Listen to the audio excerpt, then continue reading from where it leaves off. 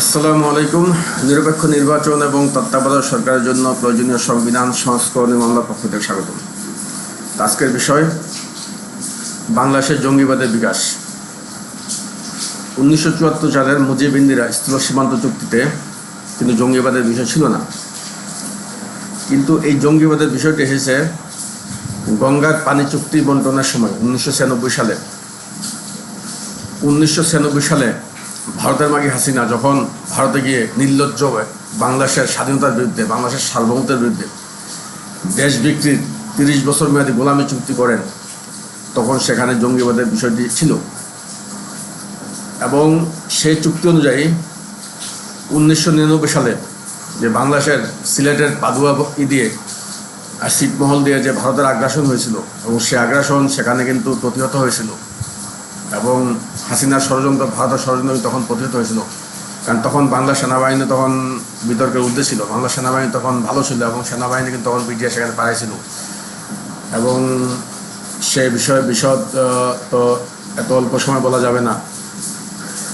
এখন মূল বিষয় হচ্ছে যে ভারত বাংলাদেশকে দখল করার জন্যই গঙ্গার পানি চুক্তি করছিল, এবং পানি চুক্তির পর তারা পাদুয়া দিয়ে বাংলাদেশ দখলের প্ল্যান তারা করছিল, এবং আগ্রাসন তারা চালিয়েছিল। তারা হেরে গেছিল।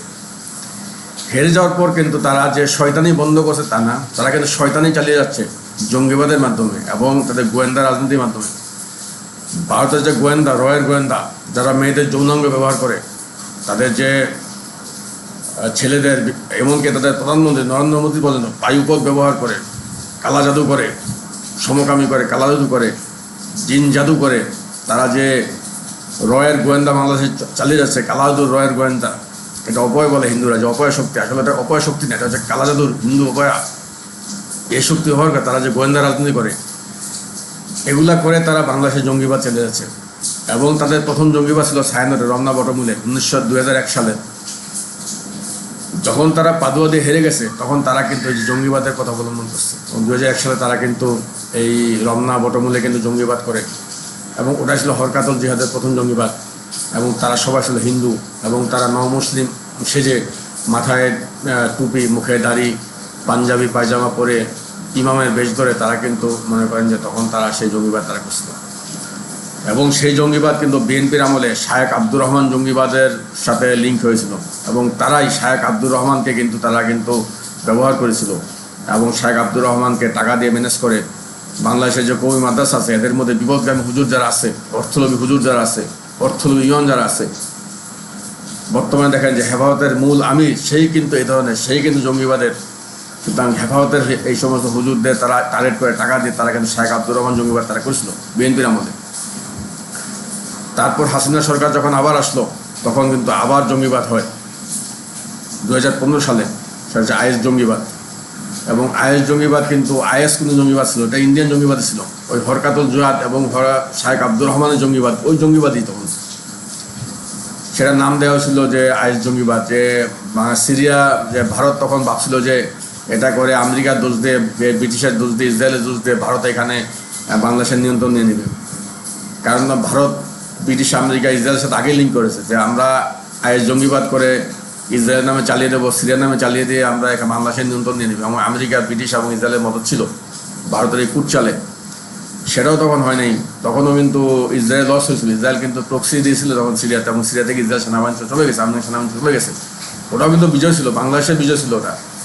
এবং আমি এই বিষয়ে আমি করবো, আমি ভিডিও করবো, আমি সিরিয়া যুদ্ধের কাহিনীর সময় ভিডিও করবো আমি। এখন কথা হচ্ছে যে তারপরে কি হলো? সেই জঙ্গিবাদ তখন ধরা খাইছে মানুষ, তখন যে হিন্দুরা এসব করে। তারপর দেখেন তারা 2018 সালের নির্বাচনে হাসিনা স্বয়ং আমেরিকা গিয়ে ডোনাল্ড ট্রাম্পের সাথে যৌন উপকর্ম করে বাংলাদেশ ভারতের কাছে বুঝিয়ে দিয়ে আসছে, মৌখিক সম্মতি দিয়ে বুঝিয়ে দিয়ে আসছে। তারপর পরে 5 বছর 2024 সালে পর্যন্ত তারা এটা বাস্তবায়ন করার চেষ্টা করছে ভারতের মাগে হাসিনা ক্ষমতায় বসে থেকে। আল্লাহ পাক, এই গজব, কত বড় গজব যে ভারতের মাগে হাসিনা বাংলাদেশে বসে বসে বাংলাদেশের প্রধানমন্ত্রী হয়ে বাংলাদেশের নাচ নেওয়াত ভোগ করে বাংলাদেশের টাকা দিয়ে চলে, সে এবং তার পরিবার বাংলাদেশের বিরুদ্ধে ভারতীয় ষড়যন্ত্র করে, বাংলাদেশকে ভারতের কাছে বিক্রি করে, তার ষড়যন্ত্র রাজনীতি করে। এবং সেই ষড়যন্ত্র ধারাবাহিকতায় করোনা ভাইরাস ষড়যন্ত্র হয়েছে, যে এখানে হাসিনা স্বয়ং তার দলের নেতাদের হত্যা করেছে, যে বাংলাদেশ ভারত লিডিং দেবে, বাংলাদেশকে লিডিং দেবে হিন্দুরা, সে নিজে স্বয়ং তার দলের মানুষদের হত্যা করছে ভারতের মধ্যে, ভারতকে সঙ্গে নিয়ে, ভারতের যে পুস্তকলা যে সেনাকুত্তা ইউনিট আছে তাদেরকে সঙ্গে নিয়ে হাসিনা কিন্তু করছে। তারপর দেখেন যে জুলাই ছাত্রজনতার সময় ছাত্রজনতা সে নির্বিচারে বাঙালিদের হত্যা করছে।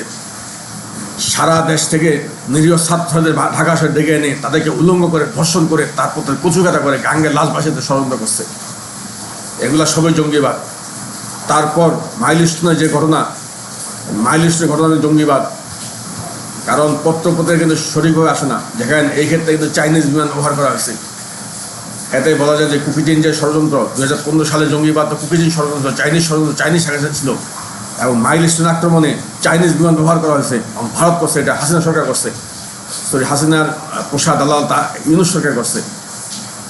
এবং দেখেন যে এই জঙ্গিবাদ বাংলাদেশে, জঙ্গিবাদের রাজনীতি বাংলাদেশে চলতেছে। মাইলস্টোনে 8ম শ্রেণী 9ম শ্রেণীর ছাত্রদের কচুকাটা করা হয়েছে।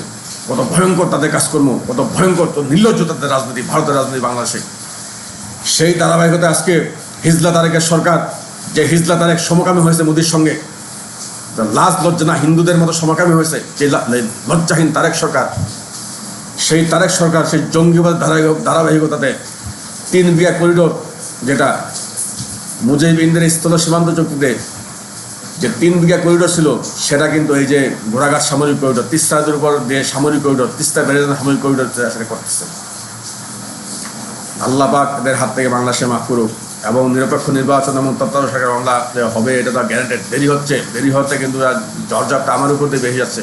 প্রতি রাতে আমাকে হত্যা ষড়যন্ত্র করে। আল্লাহ পাক দোয়া করবেন আমার জন্য, যাতে এই সানজিদা খানম এবং সানজিদা শর্মা, এই মুসলিম হিন্দু যারা হরকাতুল জিহাদ করছে, এই যে পুস্তকলা সেনাকুত্তা ইউনিট, এই যে বাংলাদেশের পথভ্রষ্ট পুলিশ কুকুরগুলি, যে পুলিশ কুকুর মনে করেন যে হিন্দু ডুবে গেছে, হিন্দুদের সাথে মিলে গোপালগঞ্জে চেলার এসব করতেছে,